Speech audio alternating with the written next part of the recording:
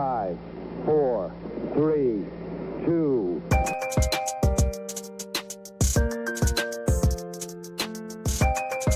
Tier 1 performance.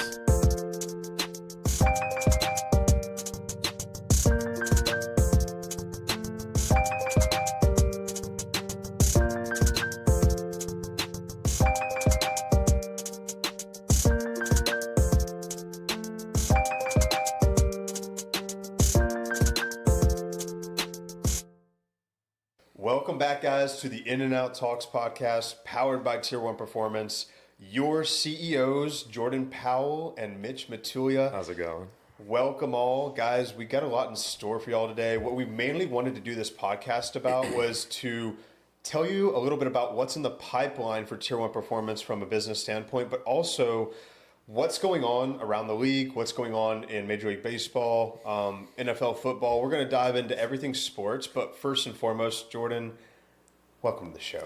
Yeah, I think it's my show too. Yeah, welcome to our show. Welcome to our show. Oh yeah, welcome to our show. Next time I'm gonna do the intro. We're gonna have it's gonna be even grander. We'll put something out. But no, it's been a while since it's been just me and you. Usually, there's someone else behind the back. No one can film our behind the scenes on this one. But right. We'll figure it out somehow. We're gonna have a lot of things for Tier 1 Performance this upcoming year. It's gonna be really exciting. Absolutely, man. And some of those things that I want to get into are what we're doing with like the nutrition and weightlifting programs that we're going to be giving to clients. Right. So we pretty much are trying to streamline and make it better. Well, we're gonna do some updates to our website. One of the bigger ones that are coming is we're going to take our program section and we're going to simplify it, and it's all going to go through Mitch here. It's all going to go through his email, and then phone call away with Mitch, and then we'll get you your specified plan online within a couple days, and we'll make that a lot easier than it has been in the past. As far as the website, it's going to get totally redone. Don't know when that's going to occur, though, but that will be in 2026. We're going to meet with some people here shortly to, bid on fixing our website? I guess, yes. Yeah, we're going to get some estimates. Yeah, get some estimates, see who can do what. So we have a lot of things as far as that going on in the background of what's going on now. As far as the podcast goes, yes, we're going to get way more guests on. We got some pro guys we're going to get on. We got some college guys. We got some coaches, and then people in other sports. Mitch, you want to dive into the other sports people? Correct. Yeah, guys. So moving forward for this year, what we're going to specialize in is not only just baseball and softball athletes, but performance athletes such as marathon runners, triathletes, military members. We've already had some fighters. We're going to have fighters on. We're going to have Muay Thai fighters. We had some basketball people on. We had some football people on. Football and track and field. Mm-hmm. So we've got a lot of different variety of sports that we're trying to, really just kind of like reach out to, but also cater to. Right. And guys, we don't really do this for the money. So if you could also always subscribe, give us a follow, give us any suggestions of who you want to see or who you want on the podcast. That helps us too. Usually the people we interview, we get through recommendations or through our own personal connections. It's honestly a lot of fun. If you guys got some people in the Houston area, or maybe not in the Houston area, because we do the remote podcast, which is another thing we're bringing on. Yep. You guys might have seen it already. We're doing some more remote podcasts. That's going to continue to grow as well. But if you guys have some people or places in the Houston area that, just opened up new baseball facilities or sports performance facilities, could be for football, track field, whatever, and you think they'd be a good fit on the podcast, please reach out or give us a name and we'll reach out on our behalf to get them on the show. And it's really exciting. We got a brand new studio too. Yeah, we do. Have we talked about that already? We haven't. No. Yeah. Okay. I'll let you go. That's your No, so project. we have a brand new studio, guys. Obviously, we're upgrading our equipment little by little. And, we've really got a good system here. We have a place that we can call home, and that's exciting. Literally is your home. Yeah, literally is our home, so. Mitch and I moved in together. Yeah, partnership, if you will. But dude, yeah. So what I'm most excited about too, man, is like we want to collaborate with other gyms, other training facilities in and around the Houston area because it's like we want to promote local business owners, right? Of course. Who are giving back to the younger generations, kind of everything that we stand for with Tier 1 Performance and what we do in mentoring the youth and giving them the knowledge and the advice that we wish we would have had when we played, right? 100%. Yeah, no, that's exactly why, we started Tier 1 Performance and the In and Out Talks podcast is so people can currently know what it's like to get recruited or what the recruiting scene looks like or how to get better or how to deal with coaches or how to become better coaches or better players individually, to hear people's different perspectives or stories from how they got from where they were as a kid to where they are now as an adult or as a college player or as a pro player, and to hear from different perspectives, people that did make it. It's just real. It's the truth. It's authentic. Yeah. And that's what people need to hear. Like, we're not sugarcoating it. We're not rage baiting anything. We're not glamorizing it. It's all authentically from people around the Houston area, which is one of the best places, I think, that breed athletes.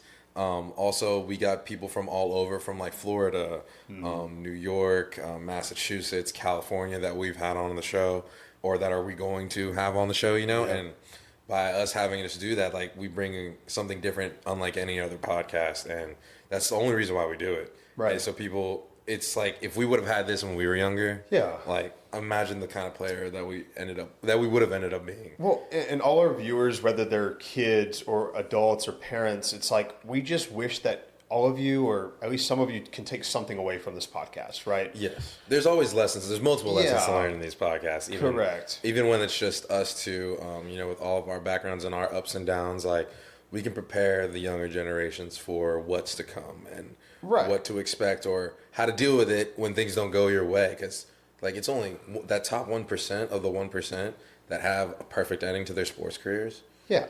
At the end of the day, like, we don't want this just to be a podcast where we're just on here blabbering. We're actually giving quality content that you can take and apply to your everyday life. Right. And that's, so this is more of an informative podcast. Yeah. And then as far as content, what else? What kind of content are we going to be pushing out this year? So we're going to be pushing out a lot of different variety of content, right? We have a lot of different platforms that we're working on. We've expanded to all these different podcast platforms. Yeah. Instagram, TikTok, YouTube, Spotify, you name it, we're on it. And we're going to do more posting. But more importantly, we want feedback from our audience. We want engagement on, like, hey, what can we improve on? What do you want to hear stories of, or what do you want to hear advice about? Like, that's feedback that we need and that we would love to have so that we can make this even better podcast this year. Yeah. Yeah. And, everyone up to this point, we appreciate the support. Yeah. Obviously, we would still be doing it, but we wouldn't be able to do it as well without you guys. Correct. I think. I do have one thing to add too. So as far as the content's concerned, we're not only just going to be adding baseball, softball content, guys. It's going to be cooking content, like in the kitchen, how to prioritize your time meal prepping food. Oh, nutrition. Mobility work, nutrition, weight training, form etiquette, and just like different things out there that, like, you're going to be able to... Pre-game, post-game. It's not just for... Guys, this podcast and, like, what we're about is not just for baseball and softball. This is just for athletes all across the athletes, lifestyle clients, fighters, everybody, right? Right. So that's really what we're catering to this year, and that's what we would like to engage with you guys through social media, right? Yeah, no, I'm excited for it, honestly. Yeah. We've been busy, since before the new year even started, and then I guess so as the leagues around us and the sports world's been busy. A lot of things have been happening. Hall of Fame inductees, scandals going around, new coaching opportunities, new agencies going around. A lot of exciting stuff. So a lot of exciting stuff. Also, the World Baseball Classic coming to Houston, quarterfinals. That's huge. Mexico versus USA. There's a lot of other games too. But that's all pretty cool stuff. Yeah, I think also the FIFA World Classic. Is it the FIFA World Cup? Yeah, FIFA World Cup. FIFA World Cup. I World believe Cup the coming. quarterfinals will be in Houston. I believe the semifinals are actually in Dallas, Arlington. Do we know what months those are? What months? I don't know what months, but I know the tickets are up there. Yeah, like we're talking like $10,000 for nosebleeds. Due to budget cut reasons, I don't know if I'll be able to go. I think I might take a loan to go get it. Yeah, but I definitely want to go, and I love soccer jerseys. Some soccer jerseys are just so. I mean, cool I to think me. generally speaking, for like the very commoner, like the non big time soccer fan, Yeah. the FIFA World Cup is the only time they tune into soccer. Like it is for me. It is for someone like if you're not a big soccer guy, you're not sitting down. You know why? Is I think they play harder because they're representing their country, right? But also there's more at stake, and they're not like faking injuries. They're not. I think like, it's a global scale. It's world recognition. they're not flopping as much, which I like as a viewer. I think good soccer is good soccer. It's the best of the best. That's what I like. That's what I like to see. The best of the best. We can appreciate any sport at its highest level because we know it goes into the work they do. We know the to levels perfect their to it, craft, yeah. right? Like to We're aware of the levels of what it takes to be able to do something. I mean, like it could go from something as something as finicky as bowling. There's even levels to bowling to golf. Like we all know golf. There's multiple levels to golf. And then if you want to take that in perspective to basketball, football, baseball, right. Well, here's the thing. There's sports that if you start after this age, you never will make it as a pro. Like such as I think like with baseball, hockey, golf, and soccer, those are all sports where if you don't start those sports before the age of 10, you're not going to make it professionally. Like those are all sports you have to start from. You said which sports? Baseball, hockey. Wait. I think we should clarify. Yeah.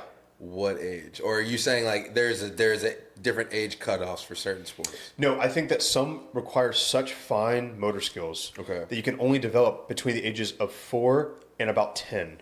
Okay. That if you were, so for example, So between 4 to 10, you think these specific sports you can't go pro if you don't have. if you don't start before the age of 10, If you as if like you haven't played a season or something of that sport. have never touched it. I've never touched it. Okay. Never touched it. Okay, all right, let's go. So baseball, I agree. hockey, I agree because I think hockey's insane. I can't even fathom even doing hockey right now. golf. Name somebody who's joined I'm not gonna do it. I'm No. not gonna do it. and soccer. Yeah, because I see how crazy those Europeans. Those four, and there's more out there, right? But for example, if you're big, fast, and strong, you could go to a rugby pitch and play rugby and be good at it. You can still make college though. Yes, when you can. There's guys who don't start playing football until high school that go to the NFL. Because if you're bigger, faster, stronger, they can teach technique. They can't teach that, right? Yeah, you can't teach. I'm a 6'6". I'm 6'6", 285, yeah. and 5% body fat. You can't teach that. Like, what? Oh, you stumbled upon that real quick. Right. So those four sports, and there's more out there, right? I'm not giving all the credit where credit's due. You have to start before the age of 10. Because of how advanced the game is to this day, yes. Because of fine motor skills and the development of those movements, those movement patterns. Yeah, is what we're to calling how them. good these pros are today, I would have to agree. And I've been hearing this talk recently, and like I know you agree with this, is like stick a really good baseball athlete, such as yourself, myself, other guys who played at a high level, stick them in any sport, they're not going to embarrass themselves. They're going to majority of sports, yes. majority of sports, yes. You will be adequate at. Fair? Yeah, I think anything so just speaking from my personal experience, Yeah. anything that involves me holding any sort of object, I can be pretty good at it. Ball sports, racket sports, Sure. Baseball. So I'm good with like I think like I won't make a fool of myself if I play tennis, pickleball, ping pong, Right. anything racket related, basketball. I mean, I grew up playing basketball 100%. too. Track and field. Football, track and field. I mean, that's just me being if I'm fast. Dude, you know? give you 2, 3, 4 years of training, you'd be good at wrestling, grappling, like jujitsu, and like boxing and stuff like that. You know? Like something that I would not be good at is hockey. Like I don't skating. No. Would be, That's a sport that like anything you have to skating or start. rollerblading would be like figure skating. Like good luck. Right? luck. Gymnastics, no way. What about like X Games type shit? Like like the winter sports. So I actually was able to longboard and skateboard in the Were you? past. Yeah, Okay. and Good. I was huge. I was huge on watching the X Games back in the past. My dad remembers me watching it like all throughout. X middle Games was school. legit. I mean, it's still on. It's I going was on a right huge now. fan of like Shaun White, especially the Winter X Games too. Oh, I was a huge fan. Yeah. Those dudes were insane. But could I do that? No, I wouldn't be. I wouldn't be good. First off, like my weight and size, like and my body type, and then You have to lose. You have to lose. I'd have to lose. You can step on a football field and be a running back. Oh yeah, Yeah. No, but like I'm talking about like going down a half pipe. No, that's and different. doing that. I'm not doing that. I've never snowboarded in my life. That takes balls just as much as it takes skill. Yeah, You know what I mean? I'm not. Like, I'm not doing it. I would have to get used to like just crashing and burning. but at least we, as athletes, we know how to fall decently well, right? Like we know how to like roll into a fall. Yeah. Like so that's like another thing that I think people need to learn is contact and like embracing the ground and being able to learn how to fall, being able to learn how to take a hit. That comes Like, with sports, dude. I mean, that comes to sports, but I think there's a way to teach that, and there's a way it needs to be addressed because people are just like, oh, like like oh, I hit, and like you see some people hit the ground hard, and you're like, you can't hit the ground hard like that because like sometimes you might hit the ground the wrong way that hard, and you're damaged, That's you know. true. But like if you're aware of your surroundings and you're aware of and cognizant of how you fall, like you go 1 foot first, and then I roll to my calf, onto my thigh, onto my side and shoulder, I'm gonna damage impact it if I just landed on my side. You know what I'm 100%. saying? Yeah. You know what I'm saying? Like there's a way to take contact, like Well, you see and like literally players. roll into your fall. Like Roll into your fall. barrel roll. Like when you you're fall. so from a baseball perspective, right? And you're in the outfield and guys tagging at third, and there's a pop up hit shallow. You're running in, and you catch it with full momentum. You take your crow hop and you send it through the pitcher's mound straight to the catcher. But like when I throw, if you have all that momentum, you're gonna literally do a front flip if you throw hard enough. Trash can throw. Yeah. And I was the guy who I threw it and then I like did like a spiral and I like front flip forward and then I did the roll and then but I made it smooth to where it was like, just like I smoothed and I rolled into it and then I could still see my throw. But some people do that and they like look terrible and then like they like eat crap and then like eat shit and they just dive down. I love the janitor throw, dude. That's legit. And then like same thing with like football. Football analogy is like the guy that leans into contact, the guy that just stiffens and takes contact, then the guy that at the very last second ducks a little down so he doesn't take the full brunt of that contact. Correct. And then the force forces him down, not so much as strain on him. Right, because there's some NFL players who don't look like they really get hit head on because they know how to like Lamar Jackson's one who obviously is just a great athlete, but also knows how to maneuver around those types of hits. Yeah. Like, and even in basketball, going up for a foul, like being able to, as you get hit and contact's been made in the air, as you go up, being able to have that body control and sense of, what do you call it? To be able to see and sense your surroundings where you land on your feet first, then fall appropriately and slide down. Like, Correct. and then even and then in baseball, another example, people that don't know how to slide going into second. Like, you know what I'm saying? Yeah, we see it all too often, dude. Like, you see some kids, like the kids that some of the kids that I coach or work with, they're running to second, and they like literally jump up in the air like they're doing a flying kick, and then they land on their thigh or their butt, dude, and you just hear the contact on the ground, and then they just bury themselves into the base. I'm just like, you're gonna hurt yourself doing that. 100%. Or they do a forward slide and they land on their chest and knock the wind out of themselves. Yeah, and scorpion, like boom, and I'm just like, the feet over the head. Like you have to teach them that. You have to teach them how to do that because some people don't naturally know. Like, yeah, this seems aerodynamic. This seems easy. This seems natural. Some people are like crash and freaking burn. It's crazy, dude. Let's talk baseball free agency. So. Obviously, we all know about the Kyle Tucker signing with the Los Angeles Dodgers, but like, dude, tell me, like, do you think that what's going on? What's going on in the MLB right now? So, I don't even know if I agree with the deal because if I think he's getting paid what, $55 million. I think it's around $40 million a year. $40 million a year for the Dodgers. 3 years. For 3 years, So, but he had another deal where I'm pretty sure he had a better deal without the Dodgers. Okay, but the Dodgers offer playoff contingencies and World Series here's the thing: capabilities. is like I don't blame these players because if you and I were in the big leagues, right, and ask yourselves this: you're getting paid hundreds of millions of dollars to play baseball in Southern California and win championships. Who wouldn't want to sign up for that? No, I mean, I don't blame these guys for going out there. Like, I would love to play for the Dodgers. yeah, I mean, like, I don't blame. I mean, what the Dodgers are doing, other teams can also do. It's just what they're what they are, Right. what they're not willing to do. Well, and here's the thing: is like I think MLB is making more money off the Dodgers being good because of the fan base worldwide they get now. More people are tuning in. So you know what? The MLB is not going to step in and do anything about it because they're going to be like, all you owners, step it up. Get some minority owners that can like honestly put more money into the team as well. Pay more for your players to make this thing more competitive, right? Yeah, I because mean, they're not going to tell the Dodgers to slow down. They have a huge Asian market in the Dodgers, especially since the last World Baseball Classic they won. Japan won, Yes. you know, with Ohtani. Striking out Faces- Mike Trout. Bases loaded. And the 3-2 count. Both Bottom of the Angels ninth. organizations. Bro. And they didn't even make the playoffs that year. Angels, no. Yeah, you know No, what that I'm was, saying? and that And was they- Otani's last season with the Angels. Yeah, you know what I'm you're saying? right. And they have two of the two faces of each team. Well, it goes to show you, dude, like there's franchises out there that never learn from their mistakes, right? The Sure. Angels being one of them. Like, just not to throw them under the bus, but like, are you going to continue signing guys beyond their primes and then not pay for pitching? Like, what?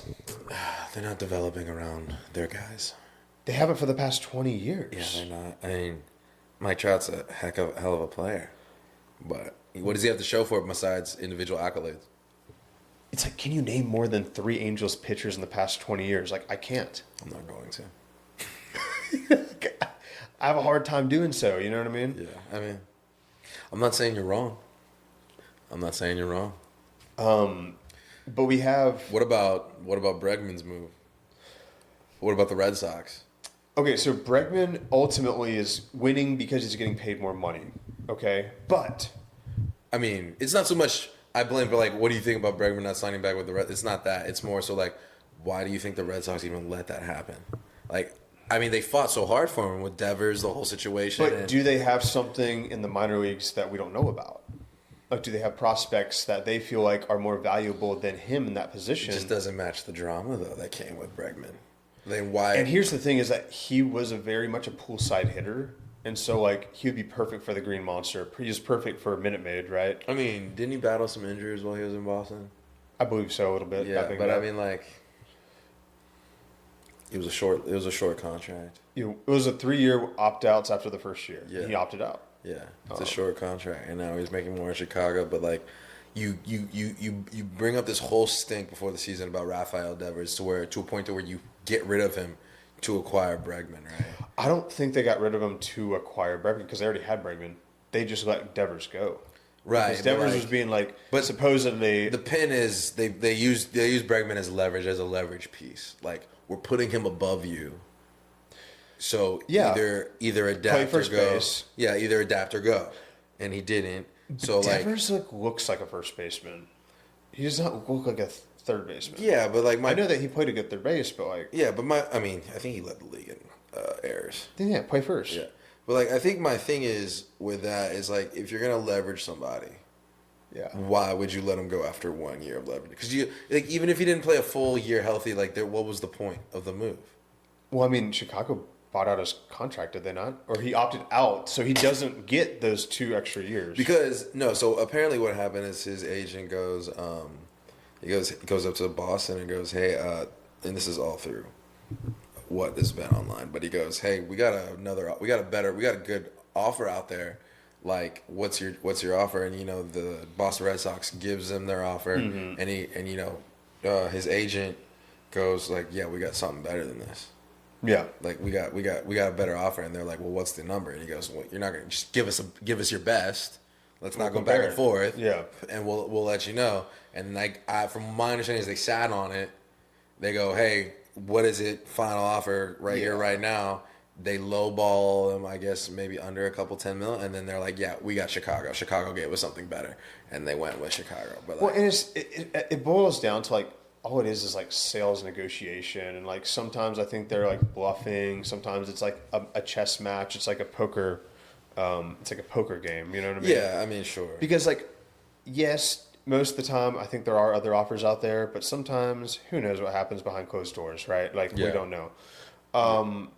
Now in the football world, NFC AFC Championship this weekend. Don't get me What are started. your predictions for Super Bowl face-off, but also the champion? Okay, so It's going to be documented, so you I better. want it to be. Here's what I think. Yeah, Is I think it's going to be Pats Seattle, me too. and you know what I think is going to happen. Seattle's winning. I think Seattle's going to win it, Yeah. unlike Russell Wilson could against Tom Brady. Okay, dude, he won. He won the year before. Yeah. Like- but just because I think it's kind of fitting because it's a classic matchup. Hey, wait. Ball doesn't lie, right? Whoever wins this one, hey, Seattle. Hopefully nobody gets injured, but I think Seattle should sign Marshawn Lynch for one play, and give it to him on the 1 yard line. Yeah, run it in, buddy. Yeah, Go run it win. in. We're up like 48 to Yeah, 5, yeah. 48 to 6. Like, You know, Drake Mays looked really good the whole year. the Drake- Pats are a well-disciplined, well-coached, well-rounded Vrabel's done team. a great job. Bro, he's changed the culture of I that. mean, locker even room. though I think in the past 4 weeks the Patriots have had more popularity off the field than on the field, but like Yeah. they got that locker room's like locked in. They are locked in and they are driving. You know. Because I don't think Los Angeles' defense is good enough to beat the Seahawks. Seahawks defense. It's going to be Seahawks Patriots in the Super Bowl. I mean- but I have Seattle winning it all too. But they have if not the best wide receivers in the league with Puka Nacua, right? Him and Matthew Stafford was a top 3. And Devontae Adams. Matthew Stafford was a top 2 quarterback this year, Yeah, I know. and he might be 1. He's top. I mean, so it's between him or Drake May for MVP. I'm pretty sure. Yes, that's correct. And I think whoever does better. I mean, do you think the playoff games matter to the actual MVP, right? Of course. Or is the MVP like a regular Well, season? there's a regular season MVP, and then there's like the overall MVP for like the Super Bowl, like Super Bowl MVP. Right. Yeah. Yeah. See, MLB's is I think based on regular season, Yes. not so much playoffs. Yes, correct. Because Aaron Judge would be like the MVP, and then he'll go on and play playoffs, and then Yeah. we all know how the Yankees do. I didn't give him the L word. But No. We all know what happens. So, yeah, I think that's going to be the Super Bowl champion. Now, what's going on in the basketball world? Because like. Basketball What do we world, got? I mean, Spurs are good. Season's just started. Spurs are good. The Lakers still playing with LeBron and Luca. Rockets are good. Rockets are good. KD, Kevin Durant is performing. Also, so is Reed Shepherd. Who else? Jimmy Butler tore his ACL out for the year. That was hard to see because I'm a huge Like last week. because I'm a huge Jimmy Butler fan. Or I think it was this week. Pretty sure it was this week. He tore. Who's he with now? He's with Golden State. He's with Steph Curry. How's Golden State doing this year? They're doing pretty good. imagine so. Buddy Hield, Steph Curry, Podziemski. They're gonna be pretty good, I think. I don't know. I haven't been watching too much, honestly. I've been paying Yeah. attention mostly football, and Same. after my Texans lost, it was tough. We have- Tough Sunday. Yeah, that was hard to watch. Tough Sunday for the especially on the offensive side of the ball. Just rough watch. I mean, We won't talk about We it don't because dive we into won't it dive today, into no, it of because course. we both knew though that the Texans are 2 years away from a Super Bowl win. It wasn't going to happen this year. no, I mean, but I It's said, not like gonna I happen said, this year. the Texans and the Panthers had no business being in the playoffs, and they were just there to ruin somebody's day. Panthers almost upset the Bills. Yeah, that was crazy. Yeah, and then the Texans beat the Steelers, who arguably didn't deserve to be there either. No. You know, and then they could have they had the chance to upset the Patriots. Dude, what I would have liked seeing is a healthy Bo Nix with the Broncos versus this Patriots team because I think that would have been a really good game. at Mile High, that's like home. I mean, that's some of the best home field advantage you can get, right? You gotta admit, Bo Nix is a competitor, though. Bro, he's a dog. He's an absolute dog. He's one of the best passers outside the numbers. He's a dog, and like, dude, that guy he might win a Super Bowl. Yeah. Yeah, no, he might. He might win 2 Super Bowls. He might. I mean, Denver's really surprised me this year. They've surprised a lot of people. I didn't realize how good their defense was until I watched them last weekend. Speaking of bowls, the football championship in college. I loved college football this year because the Ravens sucked. So, like, watching Indiana and Kurt Cignetti, that story was insane. And, like, that is like a movie-esque ending. I'll say the Indiana coach and the Miami head coach, bro, they both look like intense individuals. They look like they respect each other, but maybe not even like each other that much. Like they're gonna shake each other's hands. They're gonna shake, of course, respect. But they're mother effing each other. They're not hanging out with each other outside. They'll never be in the same carpool. They'll never be in the same car. They'll never be in the same hotel. Yeah. But what Cignetti has done with that program, dude, that's something special. Go undefeated. And I mean, like, just dominate. Well, just talking about an example of, like, a guy who preaches for every individual to just do their job and do it very well and do it elite. Yeah. Mendoza had a really good game. Yeah.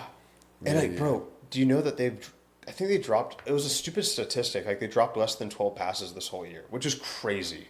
Yeah. Because some teams do that in, like, 1 or 2 games.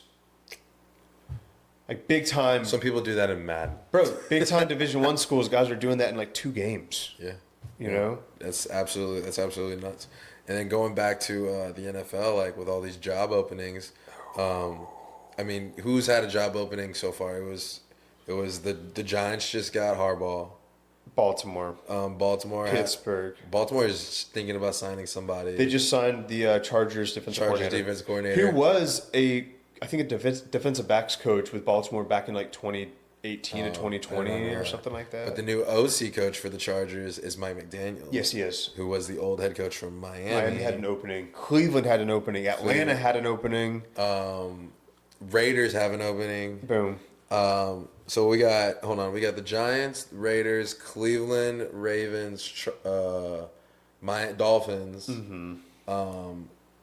Cardinals. Who else? You put Atlanta on there? Atlanta. Cleveland. I already put Cleveland. I know there's a couple more. Oh, Pittsburgh, because Tomlin stepped down. And then I guess the Jets still kept theirs. Arizona. I said Arizona, so I guess that's 8. I mean, we're missing a couple. I'm definitely missing. Bills. The Bills. Oh, yeah, Sean McDermott. I did not expect that. That was a shocker. That was a shocker. I was an absolute. Bills. And then who was the other one? I'm trying to go through all the divisions. It's not the Vikings. It's not the Texans. It's not the Cowboys. Jaguars did good. Panthers, they kept theirs. 49ers did theirs. They're good. I can't think of who am I missing. Colts kept their guys. I know we're missing one more. I had to be, maybe. I don't know. But like either way, this is something unprecedented that we've never seen, and we've never seen so many job openings for football coaches. And I'm curious on who. I don't know if Miami already hired theirs. I don't know if either did the Raiders or the Cardinals, but I'm curious about who they get because I think the Raiders have the number 1 draft pick as well. Yes, they do. And they're slated to go with Fernando Mendoza. Correct. Which they need a quarterback. We all know it's. Here's the thing, though. You have to build that team up in the trenches too. Like you need an offensive line to protect him. They need an offensive line. I think you draft O line. You draft a QB. You draft O line. Yeah, you got to. Or sign some guys. Sign some veteran guys on the back half and draft your O line. You have to. You have to because you have to have guys that show out the right running away. back. You have Ashton Jonty, and then you have Brock Bowers. Those are 2 weapons. I think you need one more receiver and one more running back. Sure, but like in a perfect world. at least in this, you have to get your line. Just be competitive this year. Like win like 6, 7 games, 8 games, right? Like be competitive. Yeah. Nobody's expecting you to make it to the playoffs, but go 500.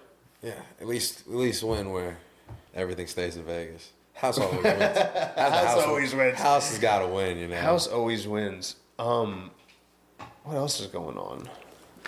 What is it? In the martial arts world, there's a UFC fight tonight. I know Paddy Pimblett is fighting Huge against Paddy Justin fan. Gaethje. Huge Patty fan. You think he wins? What round and by what? As a person of martial arts that has absolutely zero experience Casual fan here. in competing, yeah. I want Patty to win in the second round. Highly unlikely. I think he probably goes the distance. I think if he wins by submission in rounds 2 or 3. Yeah, I mean, he looks crazy when he fights. He looks like an absolute demon. I just love it because And he's I'm like the like- least suspective person of just being a badass. Yeah, I'm like also from like- looks wise. I'm also wanting Derek Lewis. I love D. Lewis. Did you see Bro. their interview where they're like, "What do you think's the number one misconception about like fighters?" And then What do you say? so like everyone was just like, "Oh, that we're like a lot of people think fighters are dumb or just like have a lot of brain damage or concussed, but like we can be calm, regular, like emotional people." Right. And then, bro, D. Lewis is like, yeah, there's a lot of rumors out there thinking that like we have extremely huge like Yeah. fucking hammers, and he goes, and it's true. And he just looked crazy while doing it. The guy interviewing goes, "What?" Like, That's funny, dude. no, it was. That's funny. Yeah, no, he's a character. I remember first time I ever watched Derek Lewis. I was in downtown Houston at oh my gosh, what's the name of the bar? What's the name of some of the local famous bar that we went to after Phil's game at Rice? Begins with an R. Some of Woodrow's. No, yeah, it is a Little Woodrow's. I don't know, it's not an R. I don't know why I said R, but it is Woodrow's. We were at this specific Woodrow's in downtown Houston, in the city, and it was super packed. And like it was me, my brother, and my cousin Marcus, and we were all just getting drinks out on the prowl. Just a bunch of dudes were out on the night. It was guys' night, and we didn't know why everyone was like at this bar, and there were so many TVs, and it was a UFC fight that was showing. And we're like, oh, well, might as well watch the fight. Sure. And the first time I saw was Derek Lewis fighting. He was fighting this big, I think he was a Russian dude who was like 6'4", 6'6", just taller than him. And Derek Lewis was like he was getting his butt whooped the whole entire time. And Derek's from Houston. Right.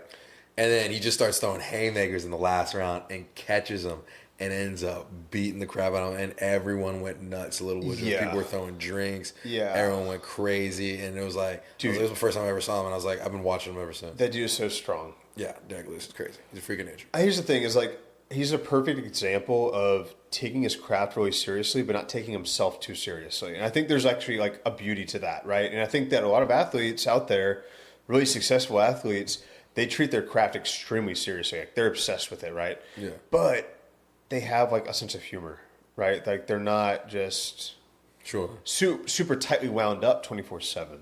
Yeah. Because you can't be like high stressed, high strung. I mean, I'm sure some people are, Yeah. but like I think that everyone has their own different personality, of course, right? Like, but man, if you can just like, I don't know, because like I feel like you never changed Right. when it came to baseball. Like when it came to but competing, we just had different like ways of going about. our Yeah, games, like right? I felt like I had a whole personal identity shift when I played Yeah, baseball. everyone Like, has different- I was super intense.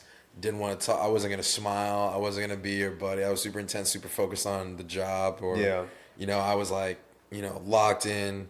I don't care about who's over there. I just care about the pitcher. I don't care about the ball. Like, what are we doing? And then Right. as soon as the game's over, I'm back to my same old bubbly, fool around self. Sarcastic self. That's in the showers. yeah, like, well, or I'm back to like acting a fool, and then Right. but when the game starts and like I come off that bus with my headphones, like I'm a completely different person, and like I separated it out like that. But like some people have different ways of doing it. Mm-hmm. I have some people that like never change who they were, and they're like I got some people that can only play in a happy mood.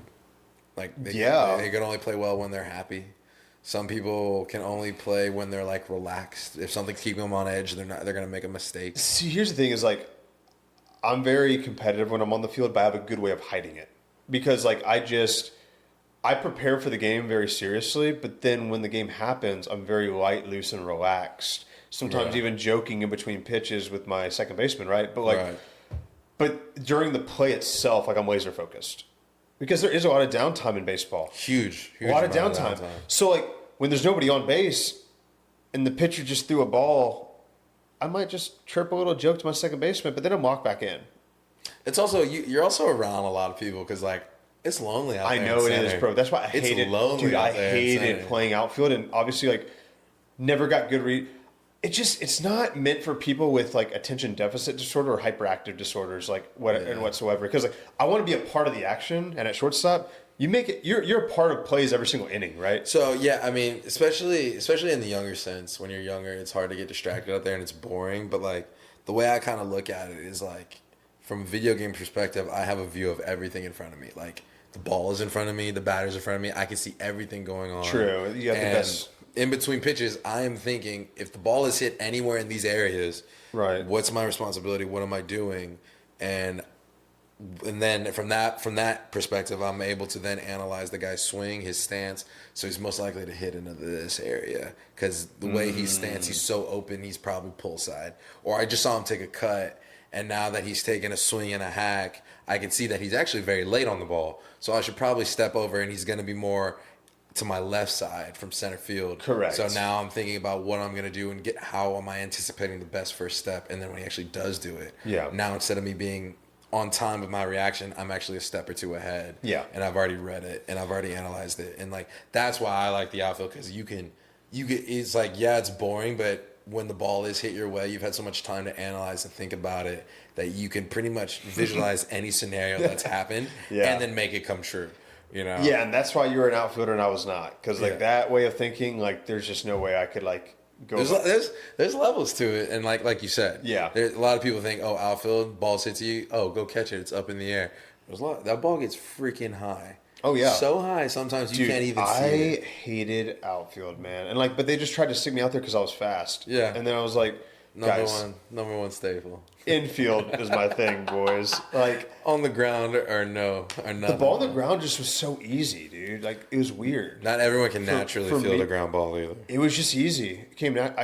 But like reading a ball off of a bat, like with the tail, that was hard for me in the outfield. Like it was weird. Yeah. I mean, like having a tail, having a guy with such a proper swing, like let's say someone with your swing, a lefty hit, and let's say let's see who was really an outfielder or who knows baseball. Let's say tailwind blowing out to left center, okay, let's say right center. Wind's blowing out right center hard, 5 mile hour, 7 mile hour wind, and then you're up to bat, and then you're a lefty. So your natural backspin is going to go to the right center gap if you piece it up right down the middle. Yeah. But with that tailwind, it's going to go to center. It's going to go back. It's going to go to the left center gap, and then it's going to tail back to the right center gap because of that tailwind. But it's even doubled more because the wind's just pushing it as it was tailing each way. Correct. And so like you got to anticipate all that, and then like. How do you know this is happening? It was because you hit it so hard or so high, the ball's in the air for 4 seconds. And, like, you can cover a lot of ground in 4 seconds, but so can the freaking ball. Correct. You know what I'm saying? And, like, a lot of people don't know how to deal with that, especially when, you know, you got to take into advantage, like, we're not in a stadium. Therefore, we're at the bottom of a valley. Therefore, the wind is very strong. And it's coming in top to bottom. It's not coming across. It's coming from up here, and it's jet streaming through, so it's not going to break.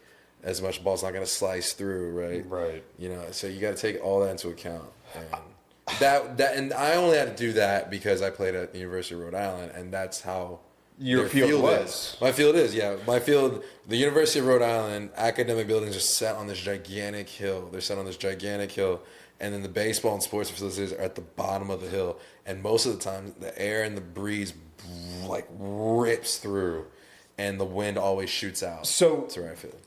I want to, this is based on what you just said, so this has to do with this.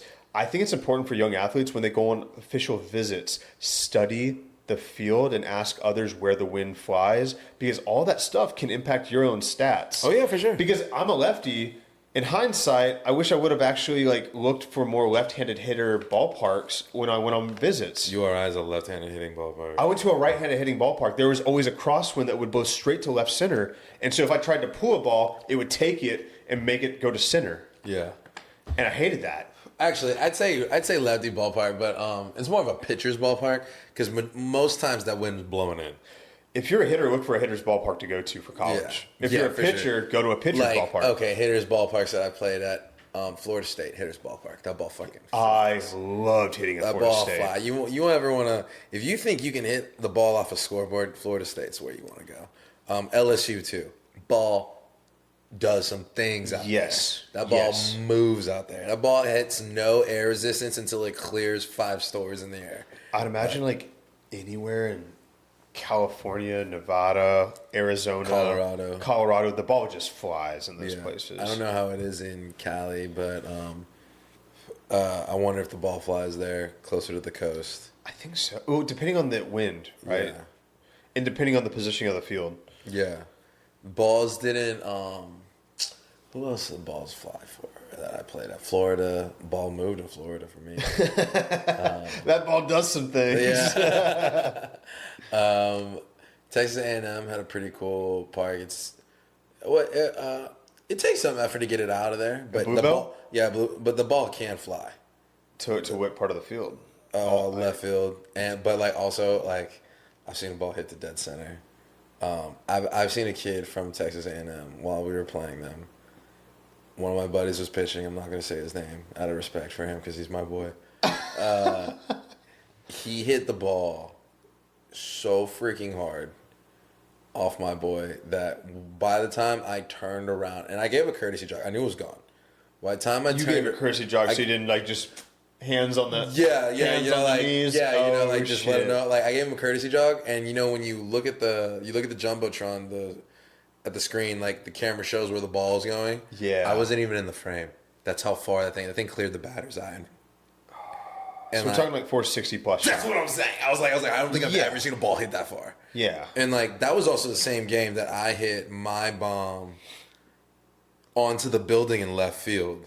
I hit it over the net, and then I hit it onto the field, and then it wasn't even a big deal to me because that guy beforehand who hit that one over center, I was like, that was the most impressive bomb I've ever seen. Because that thing cleared a batter's eye. It was almost on the railroad tracks where the train runs. I feel like guys are really sending balls now just because of how strong they are, but also the bats. But also these pitchers' velos are higher now. High. 93. Bro, you make contact. You just touch it. So to put in perspective, when I was in college and we played the number 1 team, I think my senior year in the nation, which was Florida was 1, 2, or 3. When we played, 98 was bringing it. Now it's a normal thing. Yeah. So the usually your Friday guy starts 94, 96. Yeah. I would say especially your top schools 94, 96. Your closer usually goes 98, 99. Correct. 97, 99. That, and then you're there. But now you got starters sitting 99. Right. Or starting at 99 and then crazy going up and then and what also wasn't a thing was the sinker. This 2-seam action fastball coming in on your hands. Some guys are throwing it in the upper 90s. That's what I'm saying. How can you react to that? Saw my hands up. I'm gonna break my hand, and I did, by the way. But swinging, yeah. I don't know if it was against a sinker, but that was it's different now. The type of pitching, it's more so much blow up by gung ho type of style. Yes. Instead of and then everything's hard, off speed's hard. Fastball's hard. Pitch counts are hard. Timing is hard. Everything's so hard and explosive nowadays, I think. But back in the day, it was more about location, performance, secondhand pitches, and working different counts and just different approaches to different batters. Which I'm sure it's still like that to a certain degree, but for sure. But what you see on social media and what people are putting out there is more about can I touch the velocity instead of can I touch the velocity with the spot coming across the plate, half a ball off because my catcher can frame that for a strike. The framing has gotten so much better too, dude. Catchers have gotten so much better. Yeah, overall sports science, I think of almost all sports has gotten better. But when it comes to especially pitching and throwing hard, now you're seeing guys who casually at the top level they're throwing 98, 99, 97. They're up pitching there. Is obviously better now than it ever has been. But I think it's growing at a faster rate than hitting is. Yes, I think so. But I don't think I don't think hitting you have to do as much. I think you just have to refine your form, and I think your approaches have to change. And I think that's what's catching up is the mental side of it. Here's what I think. With how hard these guys are throwing, You just got to touch it. why are you teaching swinging faster or like trying to swing as hard as you can? You just have to touch it with the sweet spot, and it goes. Now, I will say this for, those fast pitches, 98, 99, you do need to have fat speed. But what I'm you don't talking need about- to swing as hard, though. No, it's You just not. need to get to it's the being spot on loose time. so that you can be quicker. Correct. A loose muscle is a fast muscle. A tight muscle is a slow That muscle. doesn't mean you're weak on the swing. You're still No, strong and firm, you but still swing But you're hard. fluid.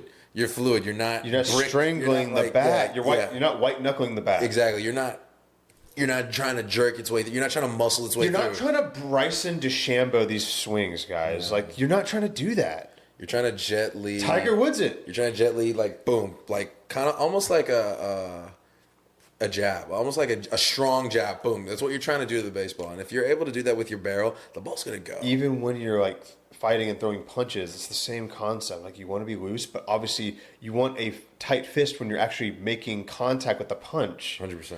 But you need to be quick and fluid and like not have a tight shoulder, not have like tight arms, you know what I mean? So that you can be quicker. It's the same concept. And so I think from like, I love hitting, right? Like that was my thing. That's what I know best when it comes to baseball. Man, I see like a lot of guys being taught the wrong things. And I bite my tongue a lot, right?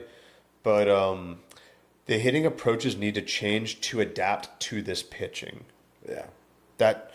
Because I don't know about you, man. I hate seeing guys bat like 215 in the league, and it's like it's not like I could go out there and do any better. But it's like you want to see 285 plus. Yeah, I mean, and I also think that's what separates a lot of high school hitters and college hitters too. Is like their approaches at the plate. They're like, I just got to hit this bomb, everything will be okay. And I'm like, it's not really how you can go about it. Because I think like the guys that dominate in high school and in college, they have really good approaches and they can drive the ball and like they have a plan of action and they're mentally strong. Here's what it comes down to, bro. It's just like the 3-pointer in basketball. Guys are getting paid to hit home runs, not for average anymore.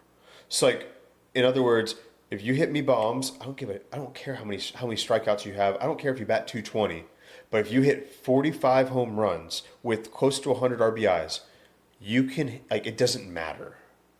You know what I mean? So, like, I think that these guys are being taught this way of hitting because that's what's getting them paid. You know what I mean? Like, in which case, are they wrong for doing that? No, but Yeah. I don't think from a viewer standpoint or a person who loves the game of baseball that we just want to see, like, strikeout or bust. Like, strikeout or home run. I mean, home run or bust. You know what I mean? I mean, do you think what do you think should be like well, actually, let me rephrase. Do you think there should be an incentive for these players to play the game, I guess, more so the old-fashioned, the right traditional way? Cuz like I guess the way basketball play and the NBA did it is they did an in-season fall tournament or preseason tournament where the players win money if they win it. It's kind of like a mini NBA championship before the actual season starts. Right. Or or it's like in the middle of their season. It's halfway through the season before it actually counts towards the playoffs. Yeah. But if the baseball if the MLB did like, hey, this is a mid-season tournament, if you win, players win X amount of money, and the MLB throws money towards the organization or whatever. Correct. Like you think you could probably get them to dial it in.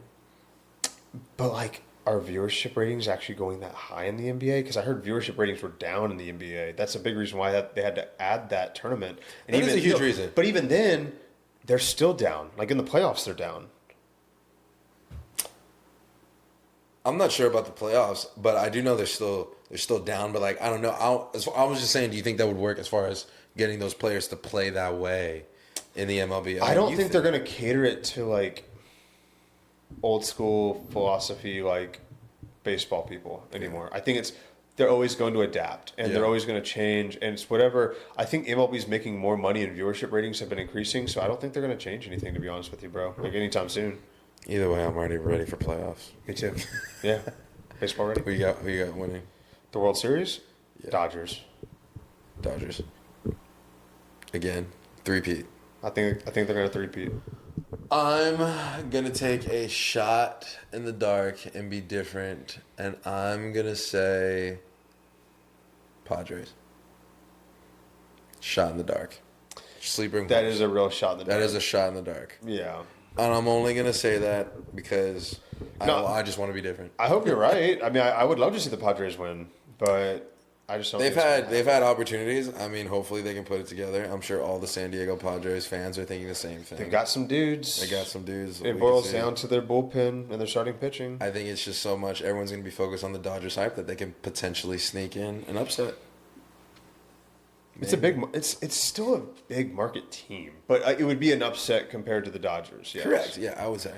You know, In the American League, I'm not thinking. the Orioles made some serious moves this offseason because they have to. They have to. I've been rooting for them for a while. Well, they have all these guys on their rookie contracts that it's going to expire within the next few years, and it's like you can't afford to keep all those guys. So it's like a win now mindset. You have to win this year or next year. Otherwise, It's like What's it for? What was the development for? Correct. Right, you're just starting over. That's good. yeah, man. Well, I mean, guys, again, whatever you feel like we should kind of hit on with these topics, I mean, let us know. We're obviously excited for this year and what's to come. Yeah. Gonna have plenty of new stuff, plenty of new material, plenty of new content, plenty of new guests. So please stay tuned and continue to support us, like us, follow, and subscribe. Yeah. All right. All right, guys. Appreciate it. It's been fun. 5, 4, 3,